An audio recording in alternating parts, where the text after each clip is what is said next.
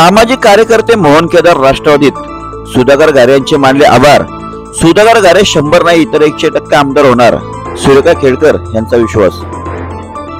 रविवार दिनांक 25 ऑगस्ट रोजी खोपोली शहर राष्ट्रवादी काँग्रेस पार्टी मार्फत संवाद बैठक व पक्षप्रवेश सोहळा आयोजित केला होता।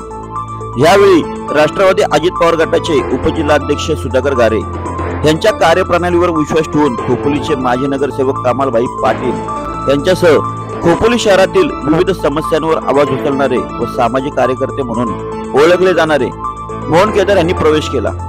मोहन केदार यांचा जनसंपर्क चांगला असल्याचा फायदा पक्षाला होईलच, तसेच येत्या निवडणुकीतही सुधाकर घारे यांना मोहन केदार यांच्या मार्फत मोलाचा सहभाग दिसून येईल। राष्ट्रवादी पक्षात सामील झालेल्या सर्वांचा सन्मान करून त्यांची चांगल्या प्रकारे वागणूक देऊ असे सुधाकर घारे यांनी यावेळी सांगितले। सदरील कार्यक्रमाला राष्ट्रवादीचे नेते, महिला पदाधिकारी आणि कार्यकर्ते मोठ्या संख्येने उपस्थित होते। यावेळी पक्षप्रवेश केल्याने मोहन केदार यांनी आपल्या भावना व्यक्त करत सुधाकर घारे यांचे आभार मानले। तर राष्ट्रवादीची तोफ समजली जाणाऱ्या सुरेखा खेडकर यांनी पुढील आमदार हे घारेच असणार, हे 100 नाही तर 100% आमदार होणार याबाबत आपल्या प्रतिक्रिया दिल्या।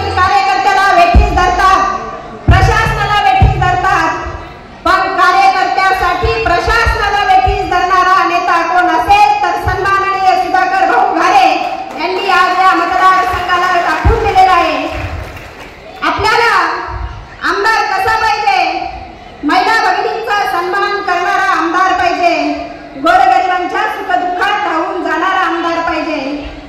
परिस्थिती सगळ्यांची चांगली असते हो, पण मनस्थिती असावी लागते, दातृत्व असावं लागतं, दान करण्याची वृत्ती असावी लागते। सुधाभाऊंसाठी एक अभंग साजेस आहे, जोडून या धन उत्तम व्यवहारे, उदास विचारे आचरणी समान, असं हे नेतृत्व या कर्जत खानापूर मतदारसंघाला लाभलेलं आहे। धन उत्तम व्यवहाराने जोडून मतदारसंघासाठी खर्च करणारं नेतृत्व म्हणजे सुधाकर भाऊ घारे। आणि अशा व्यक्तीला येणाऱ्या 2024 ला आमदार करण्यासाठी आमचे भाई नेहमी म्हणतात, जेव्हा तुमचं चांगलं किंवा वाईट कर्म कामाला लागतं, जेव्हा वाईट कर्म कामाला लागतं तेव्हा वाईट होतं आणि चांगलं कर्म कामाला लागतं तेव्हा चांगलं होतं। भाऊ तुमचं चांगलं कर्म कामाला लागलेलं आहे, म्हणून आज कमालबाई सारखे, मोहन केदार सारखे, माझ्यासारखे, भाईंसारखे अनेक कार्यकर्ते पक्ष प्रवेश करून तुमचे हात बळकट करत आहेत। येणाऱ्या 2024 चे तुम्ही 100% नाही 1001% आमदार आहात, एवढी मी ग्वाही देते आणि इथेच थांबते। जय हिंद, जय महाराष्ट्र, जय राष्ट्रवादी। हा तो गायकाचा आवाज खूप छान असतो, त्या राजाला त्या गायकाचा आवाज ऐकायला येतो, तो राजा त्याच्या प्रधानाला आणि शिपायाला पाठवून देतो की तो कोण गायक आहे त्याला घेऊन या। ते शिपाई प्रधान त्या गायकाने जातात, त्याला घेऊन येतात। घेऊन आल्यानंतर मैफिल बसते, तो गायक गाणं खूप गात राहतो, जसं जसं गाणं गात राहतो तसं तो राजा त्याला एक एक गोष्ट जाहीर करत राहतो। त्याला सांगतो, माझा जुना राजवाडा तुला घे, सोनं नाणं चांदी घे, आता घेतलेली 5 एकर तुला घे। हे सर्व देत राहतो, गायक अजून छान गातो, मंत्रमुग्धामध्ये घोषणा देत राहतो।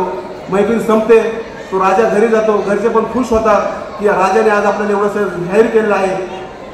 वर्षे जाते, 2 वर्षे जाते, राजवाड्यातून काही निरोप येत नाहीये की काय झालंय।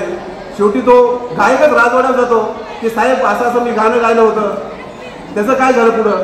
त्या राजाने सांगितलं, तू गात होता ते माझ्या कानाला चांगलं वाटत होतं आणि मी जे घोषणा करत होतो तुझ्या कानाला चांगलं वाटत होतं। इथं देणे घेण्याचा विषय आला कुठं साहेब, की अशी व्यवस्था परिस्थिती झालेली आहे साहेब। या ठिकाणी तर परिस्थिती अशी आहे साहेब, काही गोष्ट सांगतो, मला चप्पल फेकून मारली तर ते बोलतात की आम्हाला घालायला दिलेली, अशी परिस्थिती आहे।